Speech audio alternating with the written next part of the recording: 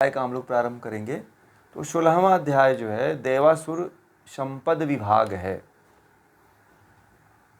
ठीक है, देवासुर संपद विभाग में जो है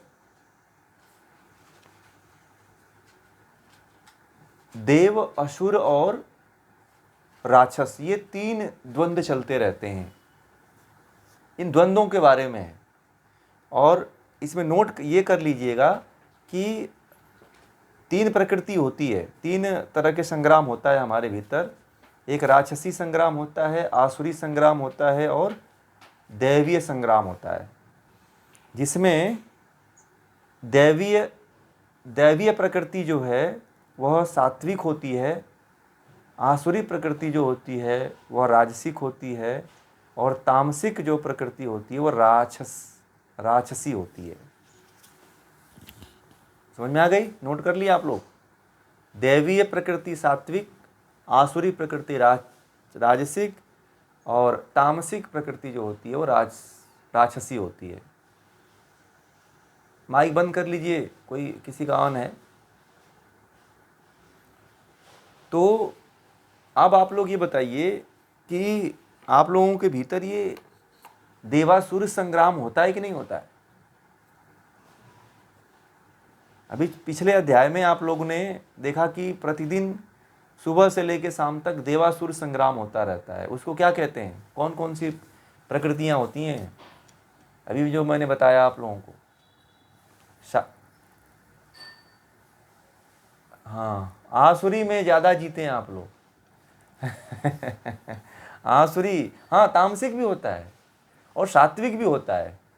आपने एक सबसे अधिक उसमें महेंद्र जी ने कहा राजसिक होता, आसुरी होती है, परंतु कभी कभी कुछ लोगों के अंदर सात्विक भी हो जाता है और कुछ लोगों के अंदर तामसिक भी हो जाता है।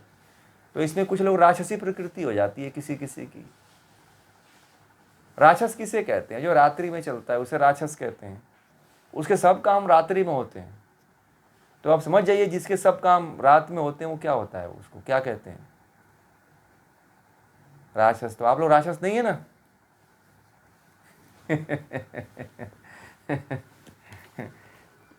ऐसा कहा जाता है कि जो रात को खाता है उसे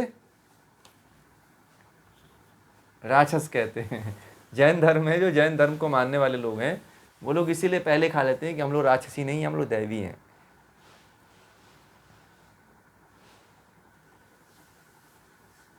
हाँ, वो नहीं, वो पत्रिका वाला नहीं है ये तो जो त्रिगुण है ना, सत्व गुण, रजोगुण, तमोगुण, जो पीछे वाले अध्याय में आप लोग पढ़ के आए हैं ना, सत्वगुण, रजोगुण, तमोगुण, वही है ये। उसी, ये जो सत्वगुण और रजोगुण, ये तमोगुण है ना, इसी का नया नाम है इस अध्याय में। सत्वगुण को दैवी प्रकृति कह दिया जाता है और रजोगुण को आसुरी प्रकृति कहते हैं और तमोगुण को राक्षसी प्रकृति कहते हैं। तो इस तरह के संग्राम आपके भीतर होते रहते हैं। तीनों तरह के राक्षस आपके भीतर हैं, पता है आप लोगों को? एक तरह से ये अच्छे भी हैं और ये आपके भीतर ये राक्षस भी हैं। अब जो तामसिक प्रकृति वाला व्यक्ति है वो राक्षसी वाला ही जीवन जीता है। रावण जो था ना, रावण का पूरा कुल था, वो किस प्रकृति में जीता था बताइए आप लोग?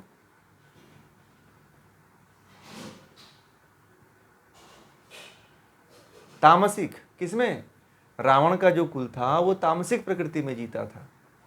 और जो उस समय के जो बाली का जो गुण, जो बाली आदि थे राजा थे, वो किस गुण में जीते थे? राजसिक प्रकृति में जीते थे, आसुरी प्रकृति में जीते थे। और भगवान राम किस प्रकृति में जीते थे? सात्विक प्रकृति में जीते थे। समझ में आ गई बात? तो इस तरह से जीवन होना चाहिए। तो ये देवासुर संग्राम है। इस अध्याय में जो है आप लोगों ने 9वें अध्याय में भी जो है 12 से 13 श्लोक में राक्षसी, आसुरी, दैवी प्रकृति के बारे में पढ़ाया गया था आप लोगों को। आप देखिएगा जो है 9वें अध्याय में 12 से लेकर के 13 श्लोक तक जो है राक्षसी, आसुरी और दैवी प्रकृति का वर्णन किया गया है। ठीक है।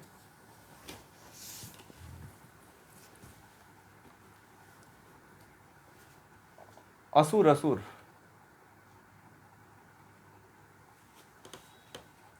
अभी अभी आइए फिर चल बताते हैं इसको, ठीक है ना। तो यहाँ पे थोड़ा सा अध्याय शुरू कर लें तो फिर आपको बताते हैं हम। और दूसरा जो है, अब आगे चलते हैं, ये जो 16वां अध्याय है, इस 16वें अध्याय में जो है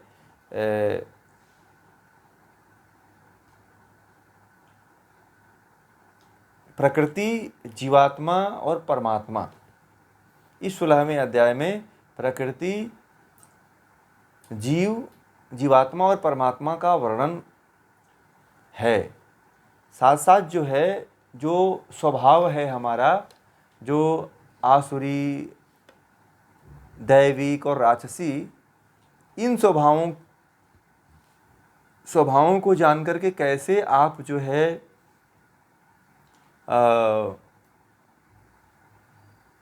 मुक्ति की तरफ, आध्यात्म की तरफ बढ़ सकते हैं, ज्ञान की तरफ बढ़ सकते हैं, इस अध्याय में पूरा का पूरा वर्णन मिलेगा आपको। किस तरह से अपने भीतर के द्वंद्वों से आप लड़ पाओगे। बहुत लोग अपने जो है अपने लिए कैसे जीते हैं, अपने लिए कैसे आप द्वंद्वों से, अपने भीतर के द्वंद्वों से कैसे बच पाओगे। कभी नेगेटिव विचार आते हैं, कभी पॉजिटिव विचार आते हैं, तो इन तामसिक गुणों और राजसिक गुणों के कारण ही आते हैं। वैसे जो है, जो देव होते हैं वो तो पता ही है, देवता, ठीक है। जो मनुष्य से जो अच्छे गुण कर्म स्वभाव वाले होते हैं उनको देवता कहते हैं। और जो है असुर मतलब दैत्य होते हैं, दानव होते हैं, उसे असुर कहते हैं।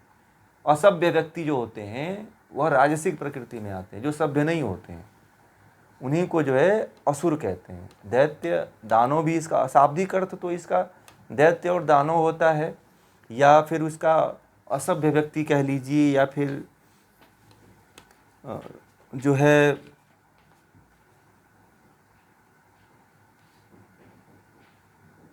असुर जो है हमेशा जो है, जो देव होते हैं, आज के समय की बात सेकुलर कह लीजिए, समझ रहे हैं ना।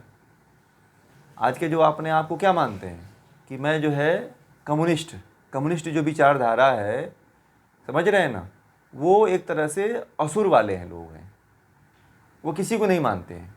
बात समझ में आ गया। वो जो असुर हैं, वह जो हमेशा साथ अच्छे लोगों से लड़ाई करते हैं, क्योंकि वो मानते हैं कि देवता नहीं है, ना भगवान नहीं है, कोई ईश्वर नाम की कोई चीज़ नहीं है। नहीं, वो नास्तिक भी नहीं है। वो जैसे कि उनको जानते हैं ना, से उसको क्या बोलते हैं, अभी जो मैंने बोला कम्युनिस्ट जो कम्युनिस्ट विचारधारा है, वो किसी चीज़ को नहीं मानती है, वो मानवता को मानती है, वो मानवता पे विश्वास करते हैं, ठीक है। कि आपके अंदर दया आएगी तो आप किसी को छोड़ोगे, नहीं तो मार दोगे, ठीक है। ह्यूमैनिटी जिसको कहते हैं, तो वो उस पर विश्वास रखते हैं। आज जो है JNU जो है पूरा उसकी गढ़ है, जवाहरलाल नेहरू विश्वविद्यालय जो है उसकी पूरी गढ़ है। तो आजकल जो जितने होते हैं ना, भारत तेरे टुकड़े होंगे या गैंग वाला जो है सारा, तो ये उसी विचारधारा के लोग हैं, समझ रहे हैं बात को। वो असुर प्रकृति वाले लोग हैं। वह न अध्यात्म को जानते हैं, न उनको अध्यात्म से कोई सरोकार है, और जो अध्यात्म के तरफ लोग हैं उनका वो विरोध करते हैं। आज आपने देखा होगा कि JNU के कुछ ऐसे लोग निकल रहे हैं जो न स्त्री हैं, न पुरुष हैं, न मादा हैं, ठीक है। वो साड़ी भी पहन रहे हैं, स्त्रियों जैसे बाल भी रख रहे हैं, है ना, स्त्रियों की तरह ब्लाउज भी पहन रहे हैं, पुरुष हैं वो। आप जाइएगा सोशल मीडिया पे, देखिएगा उनके रूप को, तो वो वही विचारधारा, असुर विचारधारा के लोग हैं वो, समझ रहे हैं।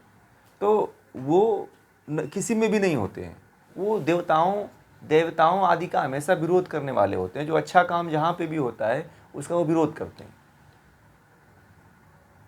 तो असुर इस कैटेगरी में आते हैं। राक्षस जो होता है वो खुला जो है वार करता है कि हाँ, तो मैं तो राक्षस हूँ, तो राक्षस हूँ।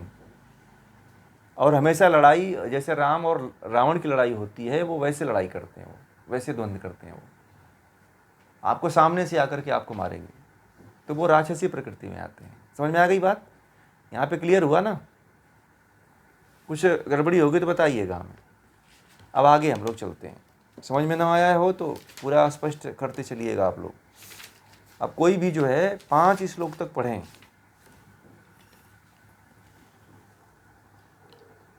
हम्म।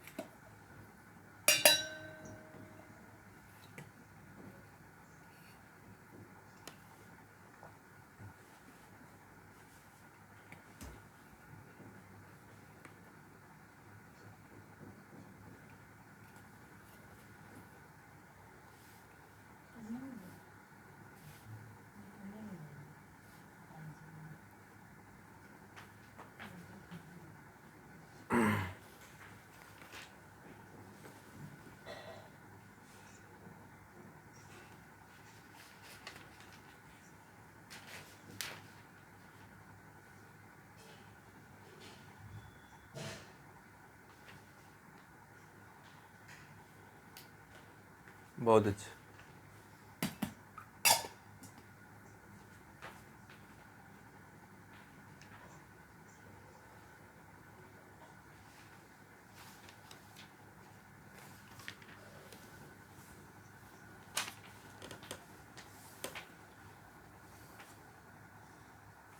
ठीक है, ठीक है, धन्यवाद।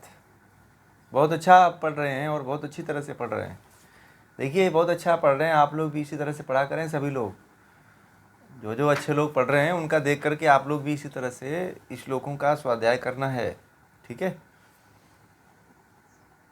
धन्यवाद। तो हम लोग चलते हैं 16वें अध्याय के पहले श्लोक में।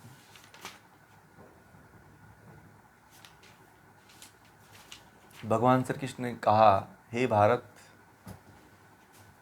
निर्भयता, अंतःकरण की शुद्धि, ज्ञान और योग में निष्ठा, दान, दम, यज्ञ, स्वाध्याय, तप, सरलता, अहिंसा, सत्य, अक्रोध, त्याग, शांति, दूसरों के दोष न ढूंढना, प्राणियों पर दया, लोभ न होना, स्वभाव में मृदुता, कोमलता, लज्जाशीलता, तेज, क्षमा, धैर्य, पवित्रता, द्वेष न होना, अत्यंत अभिमान न होना, ये उस व्यक्ति के गुण है जो दैवीय संपद लेकर जन्म लेता है। जो दैवी संपदा के लोग होते हैं उनके क्या क्या लक्षण होते हैं, आज आप लोग पढ़ लीजिए। ठीक है, अब आपको पता चला इतने दैवीय संपदा वाले के गुण होते हैं जो दैवीय संपदा लेकर के पैदा होता है, जन्म लेता है। तो क्या बताया उन्होंने? सबसे पहले उन्होंने बता दिया कि वह निर्भय होता है। क्या होता है वो? उसके अंदर किसी भी प्रकार का भय नहीं होता है, निर्भीक होता है, निडर होता है, इसीलिए उसे अभयम कहा गया है। इसके अंदर किसी भी प्रकार का भय न हो, उसे अभयम कहा जाता है। वो दैवी संपदा वाला व्यक्ति होता है जो भय नहीं करता है। अंतःकरण की विमलता, उसका अंतःकरण जो क्या होता है? शुद्ध होता है। अंतःकरण मतलब क्या आता है? मन, बुद्धि और चित्त। मन, बुद्धि और अहंकार, ये इसको जो है अंतःकरण कहा गया है, तीनों को। ठीक है, मन, बुद्धि और अहंकार, इसको चित्त भी कहते हैं। हाँ, तो चतुष्टय होता है वो, तो उसमें चित्त भी आता है, परंतु कुछ कुछ आचार्य जो है चित्त को नहीं लेते हैं, कुछ लोग जो है उसको ऐसे ही मान लेते हैं। तो मन, बुद्धि, अहंकार और चित्त, आप चित्त को भी ले लीजिए, कोई बात नहीं, चित्त भी आता है। ठीक है, तो जो इनका जिनका जिस पुरुष का, पुरुष में मतलब यहाँ पे केवल मेल फीमेल नहीं, पुरुष में स्त्री भी आती है। पुरुष कोई मेल फीमेल नहीं है, वो भी जीवात्मा है। तो अपने आप को ये न समझे कि पुरुष मुझे नहीं कहा गया। नहीं, पुरुष का मतलब, क्योंकि आत्मा का कोई लिंग नहीं होता है, तो यहाँ पे आप लोग ये मत मानिएगा कि मुझे नहीं कहते हैं। ये पुरुष और स्त्री के आत्मा को संबोधित किया जाता है पुरुष कह करके, न कि लिंग समझिएगा कि ये कोई लिंग है। मैं कोई आपसे लिंग की बात करता हूँ, ठीक है, कि फलाना लिंग है तो ये है वो है। नहीं, लिंग की हम बातें नहीं करते हैं आपसे। पुरुष का मतलब कि किसी भी जीव की आत्मा, ठीक है। तो यहाँ पे उसका अंतःकरण शुद्ध होता है, मतलब वह वृत्तियों को रोक देने वाला होता है। एक तरह से समाधिस्थ व्यक्ति होता है जो सात्विक प्रकृति में होता है। वो योगश्चित्त वृत्ति निरोधा, वो चित्तियों योग को प्राप्त व्यक्ति होता है। क्योंकि जो ये अंतःकरण चतुष्टय जिसका हो गया, जिसका अंतःकरण शुद्ध हो गया, मन बुद्धि अहंकार से जो परे हो गया, उसका चित्त तो निर्मल हो ही जाएगा ना। मुख्य उसमें क्या होता है? मन बुद्धि अहंकार। चित्त तो चित्त के ये तीनों के सम्मिलित रूप को चित्त कहते हैं, ठीक है। मन बुद्धि अहंकार के सम्मिलित रूप को क्या कहते हैं? तीनों के चित्त कहते हैं। तो ये तीन यदि जिसके शुद्ध रहते हैं, वही व्यक्ति जो है, वही उसी व्यक्ति का जो है अंतःकरण जो है शुद्ध होता है। अर्थात एक तरह से समझ लीजिए कि वह ब्रह्म तक पहुंचा हुआ व्यक्ति होता है, आत्मज्ञानी व्यक्ति होता है, जो सात्विक प्रकृति में जन्म लेता है। और ज्ञान और योग में निष्ठा होती है उसकी। जो सात्विक प्रकृति वाला होता है, हमेशा ज्ञान और योग के तरफ उसकी झुकाव होता है। तो आप लोगों के अंदर भी कुछ लग रहा है कि सात्विक प्रकृति वाले गुण हैं, जो आप लोग जो है इस योग और ज्ञान के प्रति निष्ठा रख रहे हो, ठीक है। नहीं तो इतने लोग हैं, कहाँ आ पाते हैं बताइए। पता है, मैं जब डालता हूँ ना, मैंने कोई कोर्स का जहाँ डालता हूँ ना, तो उसमें रजिस्ट्रेशन बहुत लोगों का आता है, समझ रहे हैं। परंतु केवल फ्री रजिस्ट्रेशन वाले, जुड़ने वाले मात्र जो है उसमें से 10 लोग होते हैं, 5 लोग 6 लोग, बस इतने ही होते हैं। अब मैंने कहा ना आपसे कि 150-200 लोग रजिस्ट्रेशन गीता में किए थे। अब जानते हैं गीता के अभी भी रजिस्ट्रेशन हो रहे हैं। कुछ लोग गीता का मैं जब डालता हूँ ना, तो अभी भी उसमें रजिस्ट्रेशन कर दे रहे हैं लोग। तो मैं बताऊँ, अभी 175-76 हो गया है, 77 हो गया है लोगों का रजिस्ट्रेशन, ठीक है। परंतु उसमें से मात्र कितने लोग जुड़ते हैं? 12 से 15 या 9 लोग ही जुड़ते हैं। अभी इस समय तो 9 लोग ही जुड़ते हैं, 11 लोग, हाँ बस केवल 11 लोग जुड़ रहे हैं। नहीं तो किसी दिन 15-16, किसी दिन 20 लोग, इतने ही हो पाते हैं, ठीक है। जुड़ना सब लोग नहीं जुड़ पाते हैं। यह यदि जिसके अंदर संस्कार है, ज्ञान और योग का है, वही जुड़ पाएगा व्यक्ति। मैं डाल देता हूं तो उसमें बहुत से लोग रजिस्ट्रेशन अपने आप कर देते हैं, तो मुझे लगता है कि जो है ये सब लोग जुड़ने वाले हैं। परंतु उसमें से जो लोग, इसीलिए मैं रजिस्ट्रेशन फी रख देता हूँ, वो तो नाम मात्र है, उतने के तो लोग चाय पी जाते हैं एक बार में, ठीक है। तो एक नाम मात्र के लिए रख देते हैं कि लोग जो है उसी के सहारे जो है, उनके अंदर भी अहंकार नहीं होगा, हमारे अंदर भी अहंकार नहीं होगा, अहंकार न उत्पन्न हो पाए, इसलिए ये फीस की व्यवस्था कर दी जाती है। तो जो है उसमें से जुड़ते कितने हैं? मात्र 5 लोग, 7 लोग, नहीं तो उससे भी कम लोग नहीं जुड़ पाते हैं, ठीक है। तो ये एक बात वही होती है कि जिसके अंदर सात्विकता होती है, वही व्यक्ति ज्ञान और योग के प्रति निष्ठा रखता है। आप लोग निष्ठावान व्यक्ति हो। इन 1000 लोगों में, 5000 या 10,000 लोगों में मात्र केवल इतने ही लोग ज्ञान और योग के प्रति निष्ठावान हैं। पता चल गया आप लोगों को कि निष्ठावान कितने लोग हैं? दिखाते हैं कि मैं योगी हूँ, मैं आचार्य हूँ। पता है हमारे ग्रुप में ना, ये जो सानिध्यम योग का ग्रुप है, इसमें भारत के लगभग सभी योग करने वाले और योगी लोग जुड़े हुए हैं, ठीक है, परंतु उसमें से कोई नहीं जुड़ता है और ना ही उनके जीवन में है वो चीज़, ना ही वो जीवन जीते हैं, ना ही उनके अध्यात्म के प्रति उनकी कोई निष्ठा है। तो इससे पता चलता है कि आप लोग उनसे कहीं ज़्यादा श्रेष्ठ हो, केवल दिखावे मात्र के लिए वो लोग हैं। आप लोगों के कर्म में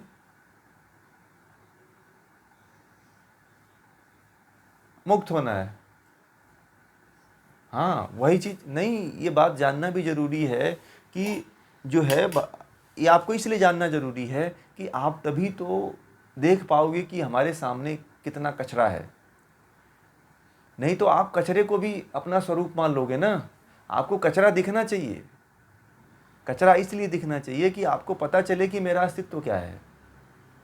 हमें नहीं कह रहा हूँ कि आप अहंकार लाइए, नहीं, आप उत्तरोत्तर आगे बढ़ेंगे इससे कि मैं जो है तो चलो ईश्वर मेरे ऊपर कृपा कर रहा है। नहीं तो आप ईश्वर की कृपा दृष्टि को समझ ही नहीं पाओगे कि ईश्वर मेरे प्रति कुछ करता है।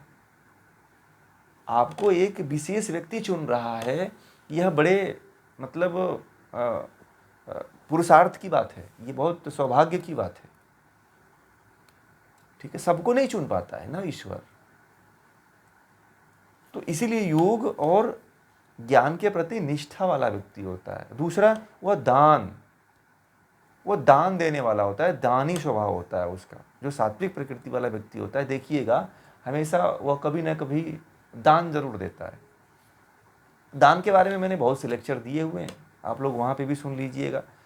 जीवन में थोड़ा सा मैं बता देता हूँ, जीवन में आप जितना कमाते हो, शास्त्रों में कहा गया है कि उस कमाई का 10% जो है दान देना चाहिए जीवन में। और वह भी दान जो है किसी ऐसे जगह पे देना चाहिए जहाँ पे इसका अच्छा उपयोग किया जा रहा हो, जहाँ पे इसका सही कल्याण किया जा रहा हो, वहाँ पे दान दीजिए। वहाँ पे दान मत दीजिए जहाँ पे केवल जो है जो है केवल आपका नाम बोला जाता हो और ये किया जाता हो, या फिर बहुत से लोग अपने अपने इच्छा अनुसार देते हैं। तो यहाँ पे दान नहीं होना चाहिए। दान वहाँ दीजिए जहाँ पे ज़रूरत हो, ठीक है। और दूसरा उन्होंने कहा दम। दम मतलब क्या होता है? हाँ, गुप्त दान दे सकते हैं, गुप्त दान जरूरी है, गुप्त दान ही होना चाहिए।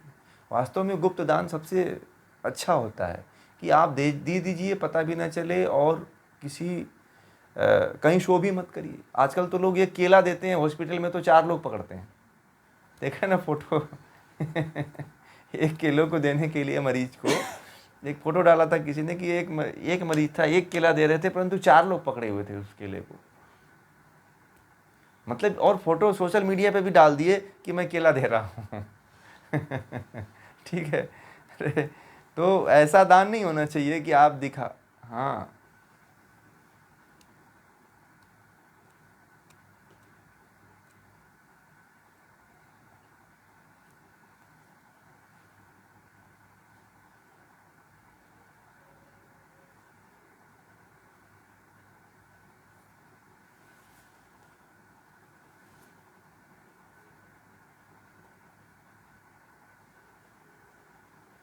नहीं मिलते हैं। देखिए, आप जितना दान करते हो ना, आप जितना दान करते हो उतना दान आपको अगले जन्म में उससे ज़्यादा मिल जाता है, ठीक है। दान सात्विकता का विशेष गुण है, सात्विक व्यक्ति का विशेष गुण है, और दान करना चाहिए, क्योंकि दान जो है अगले जन्म में आपको दरिद्र नहीं बनाएगा, ठीक है। कौन सा दान? अवयव दान, अपने अंगों, नहीं, अंगों का दान कभी नहीं करना चाहिए। मैं इस पे बोल चुका हूँ, कभी भी अपने अंगों का दान नहीं देना चाहिए।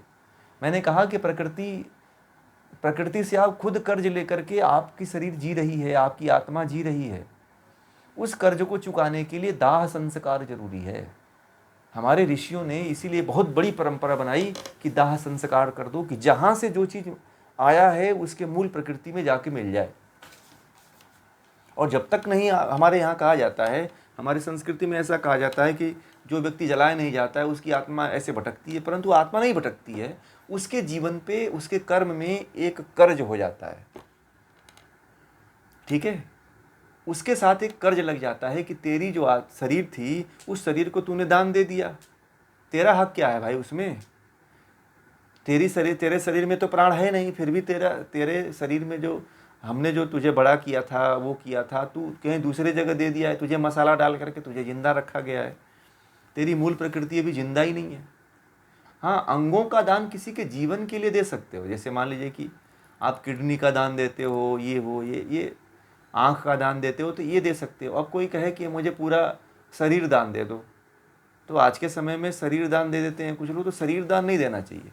पता नहीं आपको जलाएगा कि नहीं जलाएगा, क्या करेगा आपके साथ, कौन सा व्यवहार करेगा उस शरीर के साथ, वो कौन जानता है।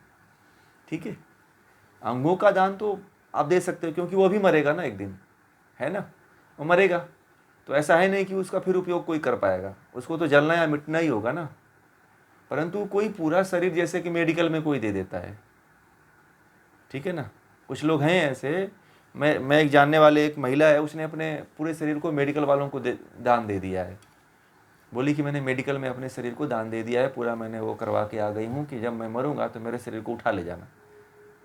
ठीक है, तो ऐसा नहीं करना चाहिए, क्योंकि जो मूल प्रकृति है अपने मूल स्वरूप में उसे मिलना जरूरी है।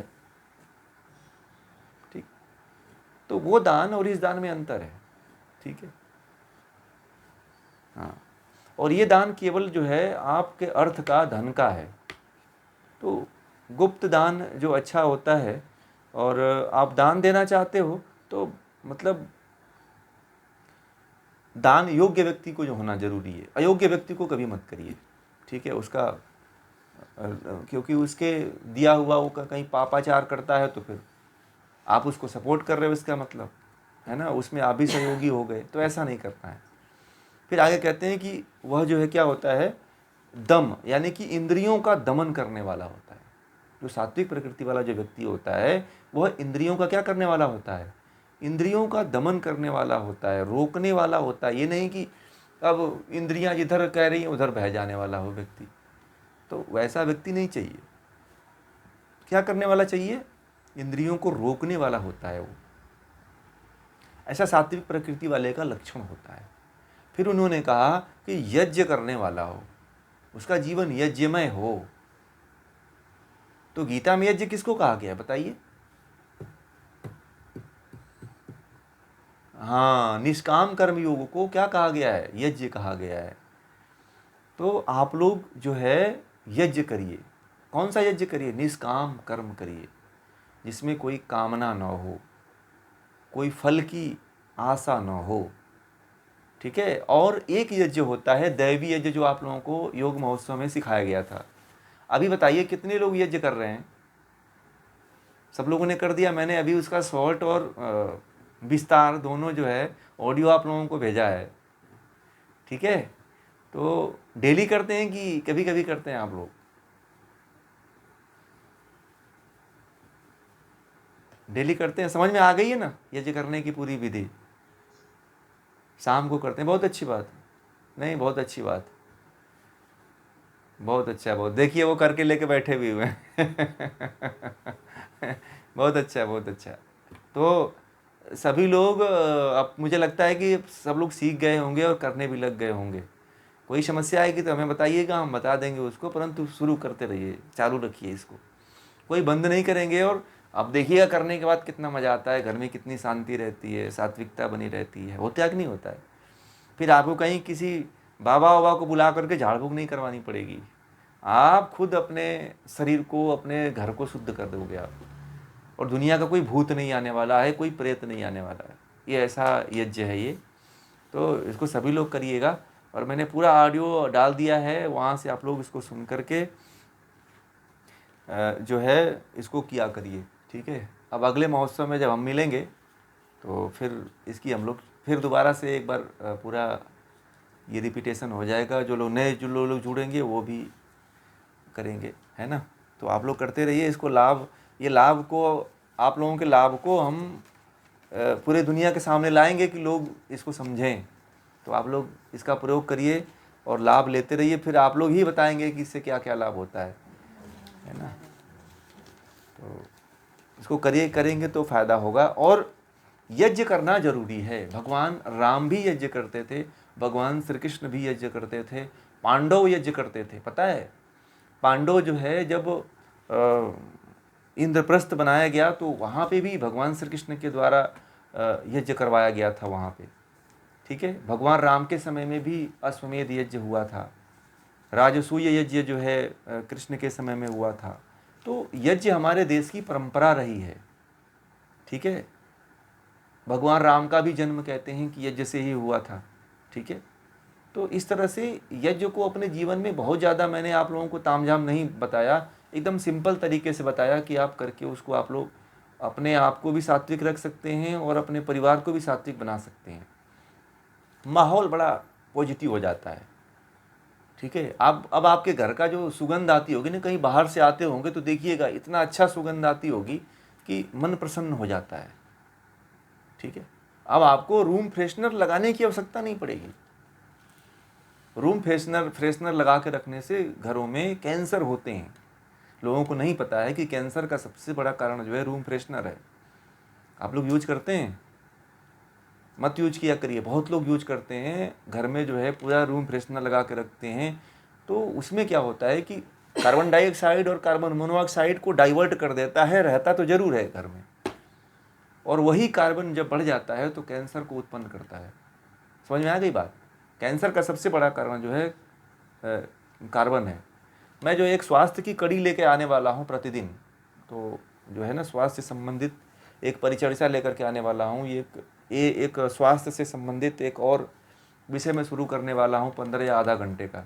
इसमें लोगों को थोड़ा सा जागरूकता मिलेगी, जीवनचर्या है क्या हमें खाना चाहिए, क्या नहीं खाना चाहिए, पूरा एक विषय लेकर के मैं धीरे धीरे कड़ी सोच रहा हूँ कि लेकर के आऊँ, क्योंकि अपने लोगों को ज़्यादा गड़बड़ी है, वही सही नहीं है। तो इसको भी साथ साथ हम सोच रहे हैं कि अब शास्त्र आप लोग पढ़ रहे हैं, ग्रंथ पढ़ रहे हैं, तो ये भी अपने शरीर स्वस्थ रहेगी तभी तो पढ़ेंगे ना आगे। हमें पता ही नहीं है कि हम स्वस्थ कैसे रहेंगे, और हम बीमारी अपने घर में उत्पन्न करते चले जा रहे हैं, लाते चले जा रहे हैं, तो इसको कैसे हम सही करेंगे। तो उसको भी मैं सोच रहा हूँ कि कुछ दिनों बाद में उसको मैं शुरू करने वाला हूँ। तो वो एकदम प्राइम टाइम पे शुरू करेगी कि जिसमें सभी लोग जुड़ सकें। स्वास्थ्य से संबंधित परिचर्चा रहेगी, वो आपके लाइफ टाइम के लिए रहेगी वो, और उसमें जो है आपके स्वास्थ्य से संबंधित, बीमारी से संबंधित, रोग से संबंधित, जीवन से संबंधित, कौन सी बीमारी है, क्या उस पर ट्रीटमेंट करोगे, सारी व्यवस्था हम बताएंगे आपको, जो हमारी पारंपरिक व्यवस्था है। क्योंकि ये ज़रूरी इतनी ज़्यादा हो गई है कि मैं देख रहा हूँ कि सबको बड़ी बड़ी बीमारियाँ हैं, बड़ी बड़ी समस्याएं हैं। ठीक है ना, तो इस चीज़ को ध्यान में रखते हुए यज्ञ को प्रतिदिन आप लोग किया करें। ठीक है, यज्ञ को मत छोड़िएगा। ठीक, अच्छा, ठीक है, चलिए आगे जो है, हाँ आगे जो है कह रहे हैं कि ठीक है जी, स्वाध्याय। तो स्वाध्याय मतलब जो आप लोग कर रहे हो, ये क्या है? इसी को जो है स्वाध्याय, अपना एक तरह से स्वाध्याय का अर्थ तो ये होता है कि जो हम ग्रंथों का अध्ययन करते हैं, शास्त्रों का अध्ययन करते हैं, इसे स्वाध्याय कहते हैं। और दूसरा अर्थ होता है अपना अध्ययन, अपना अध्ययन। ठीक है, हम अपना अध्ययन करेंगे। तो जो मैं आप लोगों को आत्मनिरीक्षण ध्यान करवाया था, वह एक तरह से स्वाध्याय ही है। आत्मनिरीक्षण ध्यान डेली करते हैं आप लोग? भूल गए होंगे, महोत्सव में बताया गया था आप लोगों को। तो वो आत्मनिरीक्षण ध्यान का अभ्यास प्रतिदिन किया करें, वह स्वाध्याय है। एक तरह से आपके पूरे जीवन का स्वाध्याय है, सुबह से लेकर शाम तक का स्वाध्याय है। ठीक है, तो वो जरूरी है करना आप लोगों को। ठीक है ना, तो स्वाध्याय होना जरूरी है, शास्त्रों का स्वाध्याय करना है। आप खुद करिए स्वाध्याय, ग्रंथों को पढ़िए, या कहीं पे इसके जो कोर्सेज चल ही रहे हैं तो आप वहाँ जुड़ करके स्वाध्याय करिए। ठीक है, तो परंतु करना है, ये सात्विक व्यक्ति के गुण होते हैं, परंतु आप लोग भी सात्विक हो इसीलिए इसमें जुड़े हुए हो। और दूसरा, तप करने वाला हो। अगला जो विषय है जो तप, तपस्या करने वाला। तप मतलब भूख प्यास मान अपमान लाभ हानि जय पराजय सुख दुख सब में सम रहने वाला व्यक्ति हो।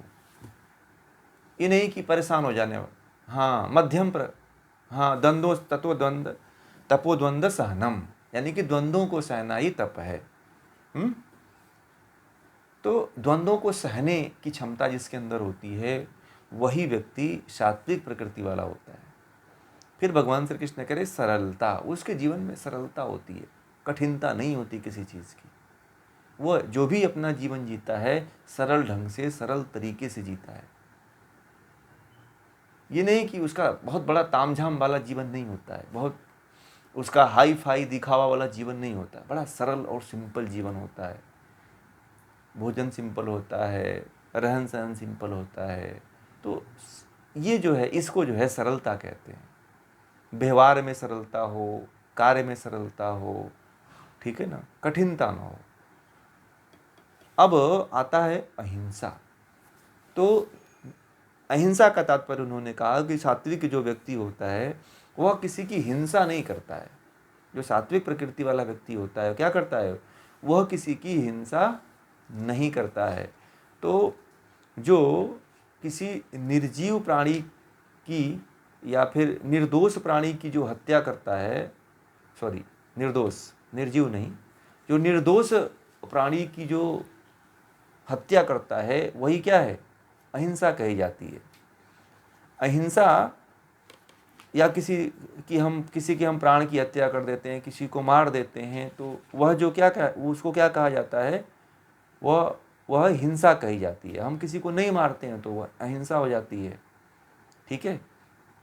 अब देखिए अहिंसा एक महाभारत में एक और जगह कही गई है। अहिंसा उसको भी कहते हैं, यदि आप किसी को मार देते हो तो वो हिंसा के कैटेगरी में ही गिनी जाती है, उसका पाप आपको मिलेगा।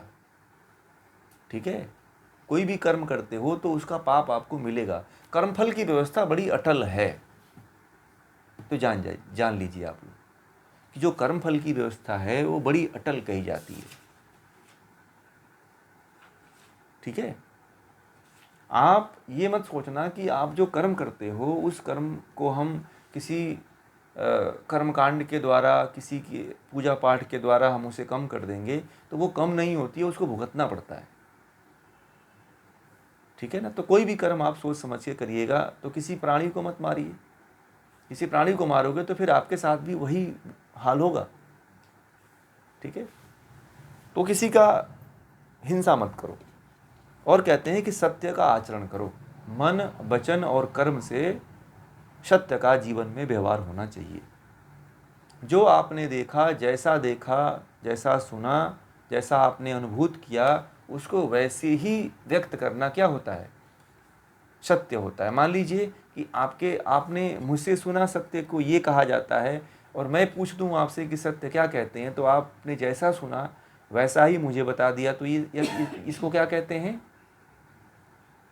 इसी को सत्य कहते हैं। ठीक है, मन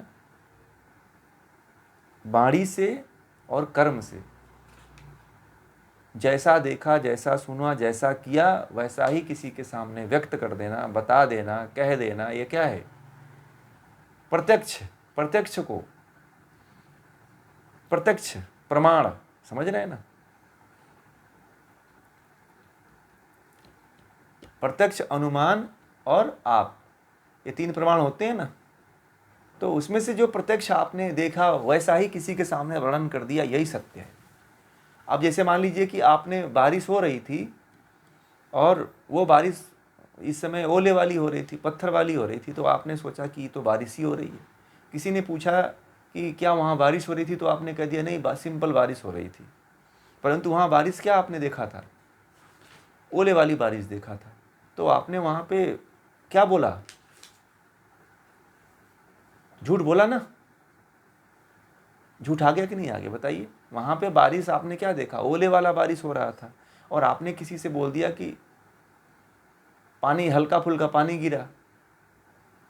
ठीक है, तो ये बात आपकी क्लियर नहीं है, ये अस्पष्ट बात है, यानी कि असत्य भी है और अस्पष्ट भी है। समझ में आ रही है बातें? तो ऐसा कभी नहीं करना है, ये असत्य है। अक्रोध, क्रोध कभी नहीं आता है। जो सात्विक प्रकृति वाला व्यक्ति होता है उसे कभी क्रोध नहीं होता है। और आप लोग कितने सुबह से लेकर शाम तक कितनी बार क्रोध करते हैं आप लोग? गिनती है कोई? बताइए।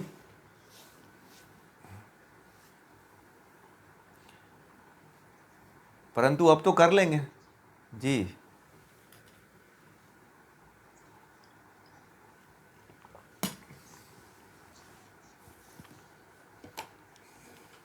ये तो बहुत अच्छी बात है, इसका मतलब आप आगे बढ़ रहे हो, बहुत अच्छा कार्य है। तो कोई भी सोच समझ के कार्य कर रहे हो। मनुष्य वही है जो, मनुष्य उसी को कहा जाता है जो मननशील हो। जो कोई भी कार्य करता हो वो पहले उस पर विचार करके करता है, उसे ही मनुष्य कहा जाता है। इसीलिए आप पशुओं से अलग हो। पशुओं को कुछ भी नहीं पता होता है, वो उनको इधर हाँक दो उधर चल देते हैं, ठीक है, जो डाल दो वो खा लेते हैं। पशु और मनुष्य क्या है? मनुष्य सोचता है। अब आपके सामने बर्गर ला के रख दिया गया तो आप क्या करते हो? खाने लग जाओ। आपको पता ही नहीं है कि ये क्या है, तो आप किस कैटेगरी में आ गए? पशु कैटेगरी में आ गए। मनन करिए ना कि भाई इसमें क्या है, कैसे है, किस तरह से बना है, कहाँ से आ रहा है, ये सब देखिए। तो इस तरह से जो है हर व्यक्ति को जो है कभी भी अपने जीवन में किसी भी चीज़ को लेकर के क्रोध नहीं करना चाहिए। क्रोध जो होता है आपके सभी तरह के तपों को नष्ट करने वाला होता है। समझ रहे हैं? आप सुबह से लेकर शाम तक जितने भी तप करते हैं, जितने भी कार्य करते हैं, उन सभी कार्यों को मिटाने का काम कौन करता है? क्रोध करता है, डिलीट कर देता है। एक तरह से डिलीट ऑप्शन है ये। जैसे मोबाइल में डिलीट का ऑप्शन है ना, पूरे आपके जितने भी आप सुबह से लेकर शाम तक कार्य किए रहते हो और डिलीट कर देते हो, हिस्ट्री को डिलीट कर देते हो, वो पूरा का पूरा इसी के पास होता है। आप जितना भी ज्ञान लिए रहते हो, जितना भी विद्या लिए रहते हो, जितना भी आप अच्छा कार्य किए रहते हो, उन सभी कार्यों को नष्ट करने का काम कौन करता है? क्रोध करता है। कुछ लोगों से कहा जाता है कि आप क्रोध मत करो, तो क्यों नहीं क्रोध करो भाई? इसके बारे में आपने कभी सोचा है कि क्यों कहा जाता है कि क्रोध मत करो? है इसीलिए कहा जाता है कि क्रोध मत करो कि आपने जो भी कुछ पुण्य कमाया है उस पुण्य को नष्ट करने का पूरा 1 सेकंड में और तत्क्षण जो कार्य करने वाला कौन सा आपके भीतर शत्रु है? क्रोध है। आपका सबसे बड़ा शत्रु कौन है? क्रोध है, कोई और नहीं है। जो आपके भीतर एक क्षण के लिए आ जाता है ना, तो एक क्षण में जो है सभी आपके स्टोरेज को डिलीट कर देता है। आपके ज्ञान को, विज्ञान को, आपके पुण्य को, आपके लाभ को, आपके अच्छे कार्यों को डिलीट करके चला जाता है। जैसे समुद्र में एक बार ज्वार आती है और सारे किनारों पे जो भी लोग बैठे रहते हैं सबको भिगो के चली जाती है, वैसे ही ये क्रोध है, बहा के लेके चला जाता है, समुद्र को धो के चला जाता है, किनारों को लपेट लेता है और लेके चला जाता है। समझ रही बात? इतना खतरनाक है कि लोग तो सोचते हैं कि आने दो ना, क्या जाता है, क्रोध कर ही लिए तो क्या जाता है, ये तो मेरा रोज का काम है। आप सोचो कि आप यदि क्रोध नहीं करते तो कहाँ होते आप लोग? कभी सोचा है आप लोगों ने कि हमारा भी कोई अस्तित्व होता, हम भी कुछ होते? परंतु आप तो सोचते ही नहीं कि हमको क्या होना है, हमको जो होना है हो गया, शादी हो गई, विवाह हो गया, बच्चे हो गए, बस इतना ही होना है, और क्या होना है? आपको बस यही पता है ना, सबको यही पता है कि शादी विवाह हो गया, नौकरी मिल गई, जी खा रहे हैं, बस यही ज़िंदगी है, बस और कुछ थोड़ी मतलब है। ठीक है? तो ये क्रोध को आप लोग कुछ समझते ही नहीं हो। क्रोध को हटाने की कुछ आप लोग कोई युक्ति नहीं करते हो। क्रोध आए तो आए, चलेगा, कोई बात नहीं, क्रोध आना जरूरी है। कुछ लोग कहते हैं कि स्वास्थ्य के डॉक्टर आजकल मान्यता देते हैं कि स्वास्थ्य के लिए अच्छा है। महिलाएं जो क्रोध करती हैं, एक पेपर में आया था, मैंने पढ़ा उसको, कि जो महिलाएं क्रोध करती हैं उनका हार्ट अटैक कम होता है, तो महिलाएं और क्रोध करने लगी। आज पेपर वाले भी ऐसी ऐसी बातें छाप देते हैं कि महिलाओं को और क्रोधित बना देते हैं। अब बताइए, जितनी महिलाएं वो पढ़ी होंगी वो लेख, तो वो सोची होंगी महिलाएं कि तो चलो मिलता जुलता इसने लेख दिया मुझसे, अब क्रोध करो कोई बात नहीं है, ठीक है। परंतु उसको नहीं पता है कि वो, मीडिया वाले को क्या पता कि गीता थोड़ी पढ़ता है वो, पत्रकारों को इतना थोड़ी पता है कि आध्यात्म में क्या है, गीता में क्या है। उनको तो पता है कि लेख छाप दो क्योंकि ये महिलाओं को बड़ा अच्छा लगेगा, ठीक है। अब जितनी महिलाएं पढ़ेंगी इसको लाइक करेंगी, चाहे पुरुष पढ़ेंगे, जितने क्रोधी स्वभाव के पुरुष होंगे वो पढ़ेंगे तो उनको बड़ा अच्छा लगेगा कि अरे क्रोध करने से हार्ट अटैक नहीं आता है। परंतु इनको नहीं पता है कि क्रोध करने से जहर बनता है। एक दिन कहानी आपको शायद बताया था मैंने कि एक महिला थी, अपने बच्चे को दूध पिला रही थी, ठीक है, अपने बच्चे को दूध पिला रही थी और उसके पति से कुछ अनबन हो गया, झगड़ा हो गया और वह महिला बहुत तेज गुस्से में होकर के दांत पीसने लगी और इतने में जो है अपने बच्चे को वो बैठा करके दूध पिला रही थी, अपने खुद का दूध पिला रही थी, पाउडर का दूध नहीं, तो उसके अंदर जो है वह दूध जो है जहर बन गया, ठीक है, और उसका बच्चा जो है मर गया, तुरंत मर गया, ऑन द स्पॉट मर गया, तुरंत वो दूध पिया और तुरंत मर गया। अब चिल्लाने लगे, तुरंत हॉस्पिटल लेके भागे, क्या बात हो गई भाई, क्या बात हो गई। तो डॉक्टरों ने कह दिया पॉइजनिंग हुई है इसके साथ। भाई तुरंत पकड़ लेते हैं, हॉस्पिटल में जाएंगे तो हर मुंह से हरा गाज निकालने लगा। लोग बोले कि तुम जहर खिला करके लेकर के, डॉक्टर बोलने लगे कि तुम जहर खिला कर लेकर आए हो इसको, ठीक है। अब वहाँ पे बोले कि नहीं भाई हम अपने बच्चे को क्यों मारेंगे, सब परिवार वाले बोले, उसका पति बोला, उसके परिवार के अंदर जो लोग थे वो कहने लगे कि हम अपने बच्चे को मारेंगे, हम जहर देंगे, हम पागल हैं। तो जांच हुआ जब, तो दूध की जांच हुई, तो डॉक्टर से पूछा गया, डॉक्टर ने पूछा कि ये कैसे घटना घटित हुई, तो उसने बोला कि दूध पिला रही थी और झगड़ा भी हो गया हम लोगों के बीच में, इसलिए जो है बच्चा उसी समय ये मर गया। तो जब जांच हुई, तो जब उसके दूध की जांच हुई, तो दूध में उस समय जो है दूध उसके ऐसे हार्मोन्स निकले उसके शरीर से कि वह दूध जो है जहर बन गया, क्रोध के कारण, और उसका बच्चा मर गया। समझ रहे हैं क्रोध कितना खतरनाक होता है। समझ में आई बात आज? बताइए, करेंगे आप क्रोध? आप एक बच्चे को मारने के लिए एक जहर का कार्य करता है क्रोध। आपको तो नहीं मारेगा क्योंकि आपसे ही उत्पन्न हो रहा है, तो आपको तो नहीं मारेगा, परंतु जो दूसरा आदमी है उसको तो मार ही देगा।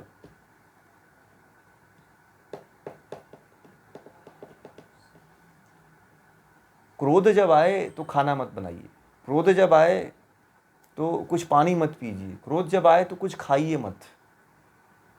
पता है आप लोगों को, नोट कर लीजिएगा इस चीज़ को। महिलाएं जब क्रोध आता है तो ज़्यादा खाती हैं, पता है, खूब गुस्से में क्रोधित होकर खाती हैं, वही महिलाएं ज़्यादा उनका वेट बढ़ता है, मोटापा उन्हीं को होता है। मोटापा का सबसे बड़ा कारण जो है क्रोध है, ठीक है। पता था आप लोगों को? नोट कर लीजिएगा इसको। मोटापा का जो सबसे बड़ा कारण होता है वो क्रोध होता है। महिलाओं को नहीं पता है कि क्रोध में अधिकांशतः ज़्यादा भोजन कर जाती हैं, तो करती ही नहीं है। और जिन महिलाओं को थायराइड नहीं ठीक होता है वो क्रोध के कारण नहीं ठीक होता है, आपको ये भी बता दूं।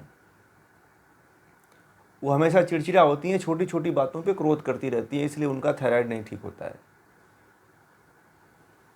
गीता मैनेज करती है, गीता यही मैनेज सिखाती है कि आप क्रोध करना छोड़ दो, आप ठीक हो जाओगे, स्वस्थ हो जाओगे।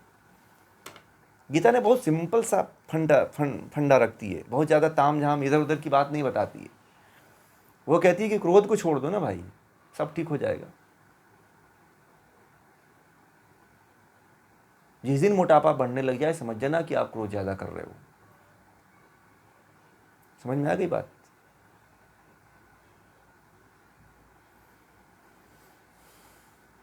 आज इतने योग कराने वाले लोग हैं, परंतु मोटापा कम हो रहा है क्या? आज जितने भी योगा एक्सपर्ट काम कर रहे हैं, योग टीचर काम कर रहे हैं, परंतु किसी जैसा जो है वैसे ही है। मोटापा किसी का कम नहीं हो रहा है। 1-2 kg वजन कम होता है, उसके बाद फिर वैसे के वैसे ही रहता है वो आदमी। क्या कारण है? आप उसके आध्यात्मिक जीवन में उसके दैनिक जीवन के जो शत्रु हैं उसको तो नष्ट ही नहीं कर रहे हो। और ये योग है ही नहीं, केवल आसन कर लिए, प्राणायाम कर लिए, ये योग है ही नहीं, इसको योग थोड़ी कहते हैं। ये तो एक योग का अंग है, और योग के अंगों को योग मान लेने वाला व्यक्ति योगी थोड़ी होता है। समझ रहे हैं बात को ना? जब तक आप पूरी तरह से फुल सॉल्यूशन नहीं लेंगे, गीता को नहीं जानेंगे, गीता को नहीं समझेंगे, तब तक आप तो फिर ऐसे ही भटकेंगे। इसलिए गीता को पढ़ना जरूरी है। ठीक है, तो बस आज हम लोग इतना ही रहने देते हैं। दूसरा अभी श्लोक चल रहा है, इसमें भी